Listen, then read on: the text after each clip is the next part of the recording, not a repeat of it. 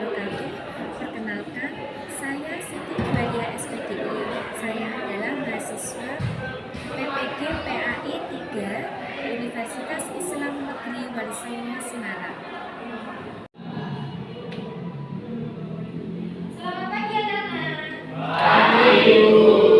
Assalamualaikum warahmatullahi wabarakatuh. Waalaikumsalam warahmatullahi wabarakatuh. Tetap sehat ya?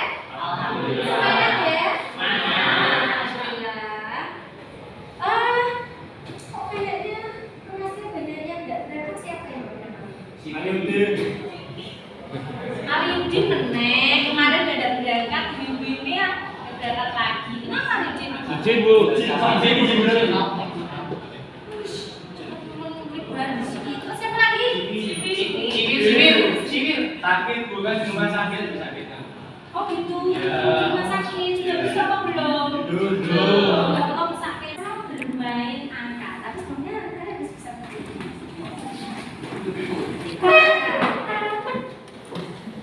kalau dia yang menyebutkan angka 1, berarti posisi 1 itu harus ditulis dengan ke apa? Coba gimana dikatakan? Ya kan? Kalau 2 gimana? Kasih 11 kita dari 1 sampai 5 malah bikin pusing ya. Oke. Ya sekarang kalian silahkan bisa duduk. Sekarang dalam diskusi materi untuk pendidikan agama Islam di pagi hari ini. Dan dia yang akan menanyakan, karena kita di materi sebelumnya kita sudah bisa membaca, sudah bisa mengerti bagaimana maknanya, dan sekarang di materi hari ini kita harus bisa mengaitkan antara kerukunan dan toleransi sesuai dengan Quran surat Yunus ayat 40 dan 41 dan Quran surat Al-Maidah ayat 30. Nah sekarang dia ingin menanyakan seperti ini. Bagaimana tuh nanti tanggapan kalian tentang video ini? Oke? Selamat menyaksikan.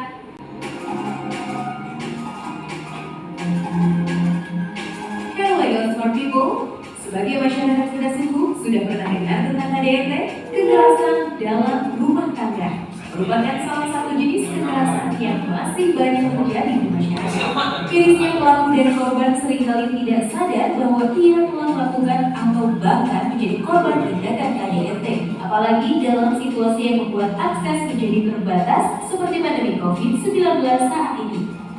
Nah, untuk tahu lebih banyak tentang KDRT, yuk kita simak beberapa hal sebagai berikut.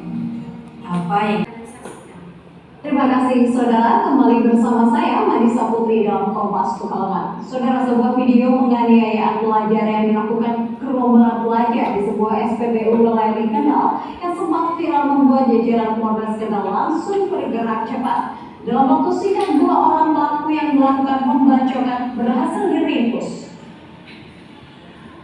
Video penganiayaan yang dilakukan sekelompok pelajar di Kendal sempat viral di media sosial. Pelajar yang mengendarai motor tanpa menggunakan helm ini tiba-tiba mengeroyok pelajar yang sedang berdiri di sebuah SPBU dengan menggunakan senjata tajam. Mengetahui aksi tersebut, polisi dari Satreskrim Polres Kendal langsung bergerak cepat. Tak berselang lama, sejumlah pelaku berhasil diringkus. Mereka adalah Ari Murtado, 18 tahun, warga desa Trim.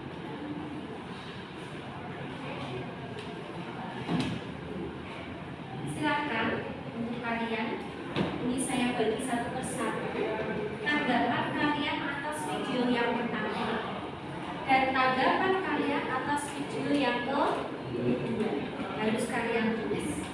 Kemudian berilah salah satu contoh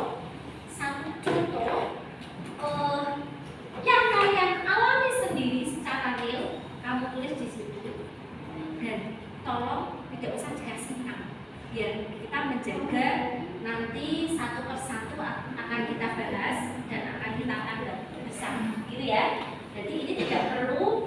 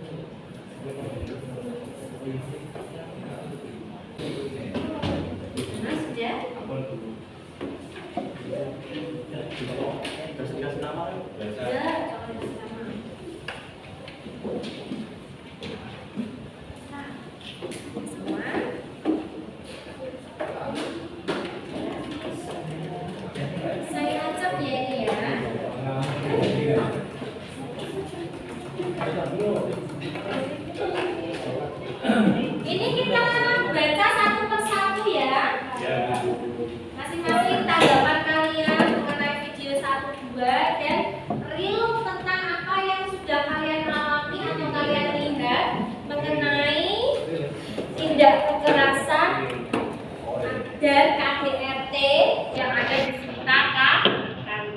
Ya. Coba sekarang saya baca. Ini tanggapan video 1. Halo. Ada semangat semuanya? 11 MIPA 5 tetap semangat. Kalau semangat ya berarti berani ya. Oke. Sekarang, jika melihat tindakan KDRT, jangan takut untuk lapor karena korban akan dilindungi oleh lembaga atau pihak yang berwenang. Pelaku pun akan dijerat hukuman penjara pidana berat seperti yang ada di video di mana istri di KDRT oleh suaminya, namun takut lapor karena akan disebut aib. Sebaiknya sang istri harus lapor karena KDRT bukan aib. Setuju bagaimana kalian? Setuju ya? Ini ada lagi tanggapan lagi. Menurut saya sudah selayaknya seorang korban KDRT mendapatkan sebuah perlindungan dari pihak-pihak lainnya karena sesuai akan hak-hak asasi manusia yang berhak mendapatkan pembelaan dan perlindungan. Juga pelaku KDRT harus dihukum seberat-berat. Hukuman lebih pada pelaku jerat berarti apa Pi? Berarti intinya kan membuat hukuman sendiri ya? Boleh nggak itu? Oh, tidak boleh. Ya.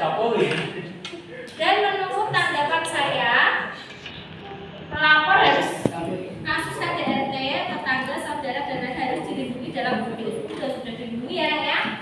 Nah, ini selanjutnya KDRT bukan hal yang baik. Seharusnya dalam berumah tangga jangan melakukan kekerasan. Jika ada masalah dibicarakan dari hati ke hati, bukan dari fisik dengan cara kekerasan. Setuju?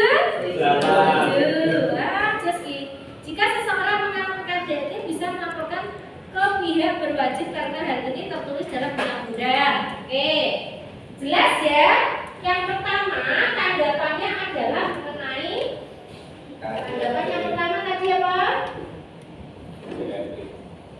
KDRT. Ada undang-undang perlindungan. Kemudian kesimpulannya kedua, baik dan mencari solusi dengan baik. Mencari solusi dengan baik. Kemudian KDRT ini korban KDRT. Seorang istri yang mengalami KDRT dari sang suami KDRT berupa pukulan, tawaran, tendangan hingga mengacaukan barang-barang di rumah. Ada itu sampai segitunya. Ada ya. Terus solusinya harus bagaimana kalau ada masalah di rumah sampai mengacaukan barang-barang yang ada di rumah, itu solusinya harus bagaimana? Tadi ya ini ya, berbicara dengan hati, dari hati ke hati dan mencari solusi dengan baik, tidak pakai emosi. Oke. Kemudian ini tanggapan tentang video yang kedua. Para pelaku harus diberi hukuman yang berat. Video yang kedua tadi menanyakan tentang kekerasan pelajar. Kira-kira sampai melihat kekerasan para pelajar itu hatimu kepit. Iris ya. Biasa aja kamu melihatnya. Mau dibaca tuh bisa biasa aja.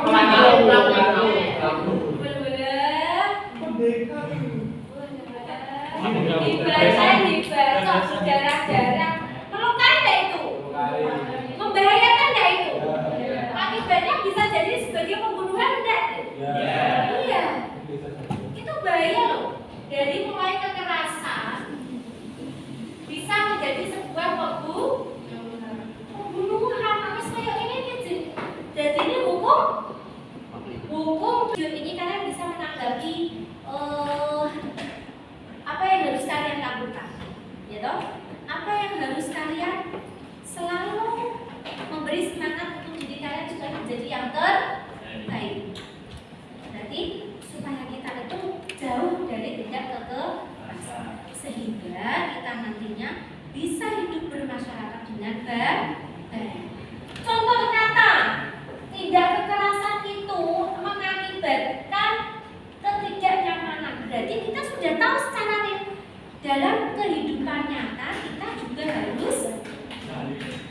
bisa menjauhi tindak kekerasan. Itu adalah kesimpulan dari apa yang kita pelajari hari ini. Itu ya. Semoga dari apa yang kita pelajari di bab pertama ini, di bab ini, dari mulai pertemuan pertama, kedua, dan ketiga ini bisa mengambil manfaatnya dengan baik, dan kita benar-benar menjadi anak yang selalu bersemangat, patuh kepada orang tua, takdim karo orang tua, takdim sama guru nih, takdim dengan para guru, ya. Kita sayang terhadap teman-teman kita, ya, menjauhi tindak kekerasan. Itu yang harus kita lakukan dari sejak dini sampai sekarang dan sampai kita nantinya hidup di dunia. Terus sabar, ya, artinya tanggung jawab, gitu. Termasuk ini menjauhi tindak kekerasan. Seperti itu, semoga bermanfaat untuk semuanya. Selamat untuk mengikuti materi selanjutnya dengan guru yang lain.